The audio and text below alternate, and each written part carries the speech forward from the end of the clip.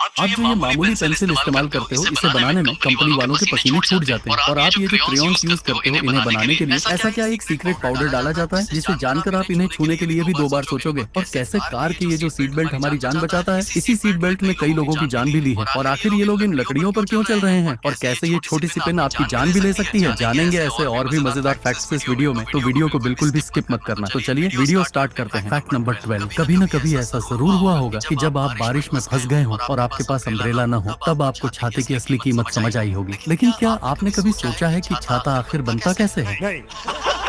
सबसे पहले नायलॉन का कपड़ा तैयार किया जाता है। नायलॉन इसलिए लिया जाता है क्योंकि ये पानी को अपने अंदर नहीं खींचता, इस पर धूल मिट्टी भी ज्यादा नहीं टिकती, ये काफी मजबूत भी होता है। इसलिए बैग से लेकर आर्मी के कई सामान तक इसी से बनाए जाते हैं। फिर इसी नायलॉन के कपड़े को छाते के साइज के हिसाब से ट्रायंगल की शेप में काट लिया जाता है। इसके बाद छाते की हड्डियां बनाई जाती हैं, मतलब वो पतली पतली डंडियां जो छाते को फैलाने और पकड़ने में मदद करती हैं। इन हड्डियों को एक पाइप में फिट कर दिया जाता है और बीच में एक स्प्रिंग लगा दी जाती है ताकि जैसे ही बटन दबाओ छाता तुरंत खुल जाए। इसके बाद कपड़ा और हैंडल इसमें जोड़ दिए जाते हैं और बस तैयार हो गया आपका बारिश और धूप दोनों में काम आने वाला साथी। Fact number 11। पेंसिल ये देखने में जितनी नॉर्मल लगती है, इसे बनाने में उतनी ही मेहनत लगती है। पेंसिल बनाने की शुरुआत ग्रेफाइट की खुदाई करने से होती है। उसके बाद इसे फैक्ट्री में ले जाकर मिट्टी के साथ अच्छे से मिक्स किया जाता है। इसके बाद इस पर बहुत सारा प्रेशर डाला जाता है और उसे स्टिक बनाया जाता है। अभी इस प्रोसेस से जो स्टिक बनती है वो बहुत मुलायम होती है, इसलिए उन्हें 2 से 3 घंटे तक 120 डिग्री पर हीट किया जाता है। हीट होकर सूखने के बाद ये स्टिक्स हार्ड हो जाती हैं। स्टिक बनाने के बाद इन्हें वैक्स में डुबाया जाता है जिससे इनके ऊपर चमक आती है। अब बारी है लकड़ी तैयार करने की। ये पहले से कटे हुए पीस में आती है और सबसे पहले इन लकड़ी के फट्टों में छोटे छोटे गड्ढे बनाए जाते हैं। इसके बाद इन गड्ढों में ग्लू डाला जाता है। फिर एक बड़ी सी मशीन ग्रेफाइट स्टिक्स को इन गड्ढों में रख देती है और इसके ऊपर गड्ढे वाला दूसरा पट्टा रख दिया जाता है जिससे ये एक सैंडविच की तरह बन जाते हैं। इसके बाद इन सैंडविच को काट कर और शेप देकर पेंट किया जाता है ताकि पेंसिल खराब ना हो और इसके बाद ये आपके हाथों में आने के लिए तैयार हो जाती है। Fact number 10। एयरबैग कार में बहुत ही जरूरी चीज होती है, लेकिन आखिर ये आइडिया किसका था? 1950 में एक इंजीनियर अपनी फैमिली के साथ कार में जा रहा था, तभी उसकी कार का एक्सीडेंट हो गया। किसी को चोट तो नहीं लगी, लेकिन इस हादसे ने उस इंजीनियर को सोच में डाल दिया। तभी उसके दिमाग में एयर बैग बनाने का आइडिया आया। उस समय कार के पीछे एक सिलेंडर लगाया जाता था जो एक्सीडेंट होने पर एयर बैग में हवा भरता था, लेकिन ये तरीका बहुत धीमा था। जब तक एयर बैग खुलता तब तक इंसान को चोट लग चुकी होती थी। फिर अमेरिका के एक इंजीनियर को एक नया आइडिया आया। उसने सोचा कि एयर बैग में हवा भरने के लिए एक छोटा केमिकल धमाका किया जाए। एयर बैग में जो केमिकल होता है उसका नाम है सोडियम एजाइड। जैसे ही कार का सेंसर टक्कर महसूस करता है, वो एयरबैग में मौजूद सोडियम एजाइड को इलेक्ट्रिक सिग्नल भेजता है। इससे एक छोटा सा धमाका होता है और उस धमाके से नाइट्रोजन गैस निकलती है जो एयरबैग को भर देती है। क्रैश से लेकर एयरबैग के फूलने तक सिर्फ 20 मिलीसेकंड लगते हैं। मतलब आप जितनी देर में एक बार पलक झपकते हो उतनी देर में एयरबैग 5 बार खुल सकता है। एयरबैग का फैब्रिक भी बहुत खास होता है। ये कपड़ा हजारों पतले धागों से एक ही पीस में बनाया जाता है। अगर इन हजारों धागों में से एक भी धागा टूट जाए तो मशीन में लगा सेंसर उसे पकड़ लेता है और मशीन तुरंत बंद हो जाती है। और अगर सीट बेल्ट सही तरीके से न लगाई जाए तो यही एयरबैग आपकी जान भी ले सकता है। Fact number 9। क्रेयॉन्स तो आपने यूज किए ही होंगे, पर ये बनते कैसे हैं? मुझे क्या पता, मुझसे पूछी जा रही है बार-बार।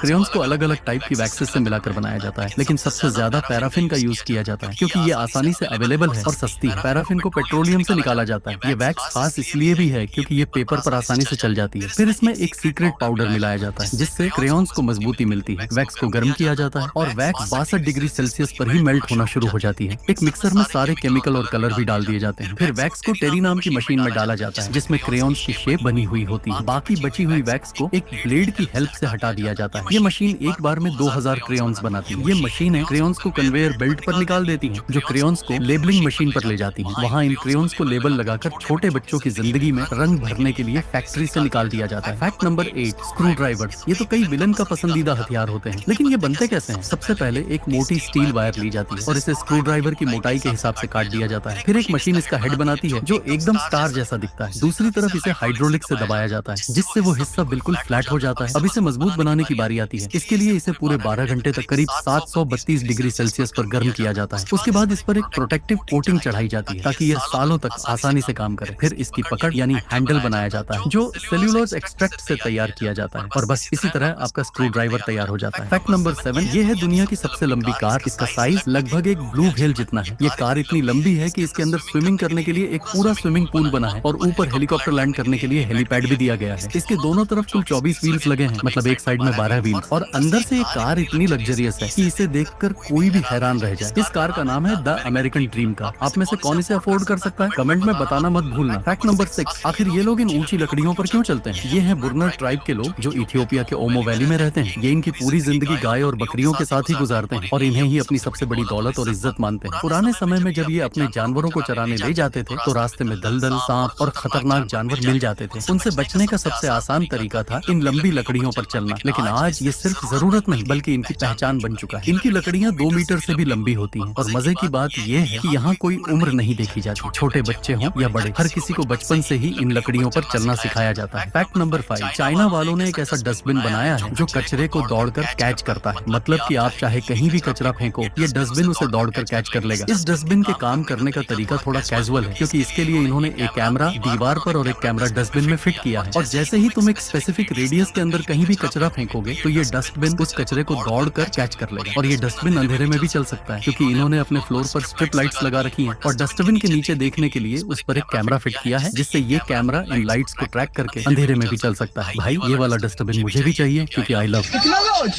Fact number 4, MRI machine hospital की सबसे खतरनाक और पावरफुल मशीन है जो हर दिन हजारों लोगों की जान बचाती है। लेकिन यही जान बचाने वाली मशीन आपकी जान ले भी सकती है क्योंकि इसके अंदर इतना पावरफुल मैग्नेटिक फील्ड होता है जो अर्थ के मैग्नेटिक फील्ड से 60,000 गुना ज्यादा है। यानी अगर आपके हाथ या जेब में कोई मेटल की चीज हुई तो ये मशीन उसे रॉकेट की स्पीड से अपनी तरफ खींच लेगी। और पहले भी ऐसे कई एक्सीडेंट हो चुके हैं जिनमें MRI मशीन ने किसी इंसान की जान ली है। इसलिए MRI रूम में एक छोटी सी पिन भी अलाउड नहीं होती क्योंकि इस छोटी सी पिन की वजह से आपकी जान भी जा सकती है। फैक्ट नंबर 3, जापान सच में 2050 में जी रहा है क्योंकि जापान के लोग अब अपने कदमों से बिजली बना रहे हैं। जापान के कई इलाकों में ऐसी टाइल्स लगाई गई हैं जिन पर कदम रखते ही इलेक्ट्रिसिटी जनरेट होती है। इन टाइल्स के अंदर एक खास मटेरियल होता है जिसे पाइजोइक मटेरियल कहते हैं। जब इस मटेरियल पर दबाव पड़ता है तो इसके अंदर के एटम हिल जाते हैं और पॉजिटिव और नेगेटिव चार्ज अलग हो जाते हैं। इससे एक छोटी सी वोल्टेज बनती है जो वायर से कनेक्ट होते ही करंट में बदल जाती है और बिजली मिलती है। ये टेक्नोलॉजी अभी छोटी चीजों को चलाने के लिए यूज होती है। इतनी पावर अभी इसमें नहीं है कि पूरा घर बिजली से चला सके, लेकिन भीड़ भाड़ वाली जगहों में ये एक तरह का फ्री एनर्जी सोर्स है जो फ्यूचर में और भी एडवांस हो सकता है। फैक्ट नंबर 2, क्या तुमने कभी सोचा है कि ट्रेन की पटरियों पर ये पत्थर क्यों बिछाए जाते हैं? पहले तो इन पत्थरों को बैलस्ट कहा जाता है और ये सिर्फ डिजाइन के लिए नहीं होते बल्कि रेलवे के लिए बहुत जरूरी काम करते हैं। इनका सबसे बड़ा और इम्पोर्टेंट काम होता है ट्रेन के भारी वेट को झेलना और उसे इवनली जमीन में डिस्ट्रीब्यूट कर देना ताकि ट्रैक धंस ना जाए। साथ ही जब ट्रेन हाई स्पीड से गुजरती है तो पटरियों पर बहुत वाइब्रेशन और प्रेशर पड़ता है जिसे ये पत्थर आसानी से अब्सॉर्ब कर लेते हैं। इससे पटरियां अपनी जगह पर स्टेबल रहती हैं। ये पत्थर बारिश के पानी को भी जल्दी बाहर निकाल देते हैं जिससे ट्रैक के नीचे पानी जमा नहीं होता। यानी अगर ये पत्थर ना हो तो एक्सीडेंट के चांस बहुत ज्यादा बढ़ जाएंगे। फैक्ट नंबर 1, क्या आपने कभी सोचा है कि प्लास्टर कटर प्लास्टर को तो आसानी से काट देता है लेकिन इंसान के हाथ को कभी क्यों नहीं काटता? क्योंकि नॉर्मली तो इसे इंसान के हाथ के 2 हिस्से कर देने चाहिए, लेकिन ऐसा इसलिए नहीं होता क्योंकि बाकी कटर की तरह प्लास्टर कटर का ब्लेड गोल गोल नहीं घूमता।